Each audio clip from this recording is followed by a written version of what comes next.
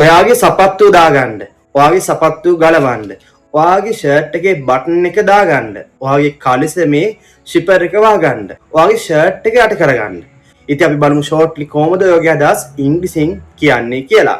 ඔයාගේ සපත්තු ගලවන්න. ඔයාගේ සපත්තු ගලවන්න කියලා අපිට ඉංග්‍රීසි කියන්න පුළුවන් take off your shoes.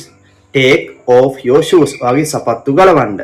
ඒතර ඔයාගේ සපත්තු දාගන්න කියලා අපිට කියන්න පුළුවන් put on your shoes. put on your shoes. ඒ වගේම අපිට කියන්න පුළුවන් කෙනෙක්ට ඔයාගේ ෂර්ට් එකේ බටන් එක දාගන්න. කොහොමද කියන්න පුළුවන්? button of your shirt. button of your shirt. ඒ වගේම කියන්න පුළුවන් ඔයාගේ ෂර්ට් එක යට කරගන්න. ඔයාගේ ෂර්ට් එක යට කරගන්න. tuck in your shirt. tuck in your shirt. එතකොට කියන්න පුළුවන් කලිසමේ ෂිපර් එක වහගන්න. කලිසමේ ෂිපර් එක වහගන්න.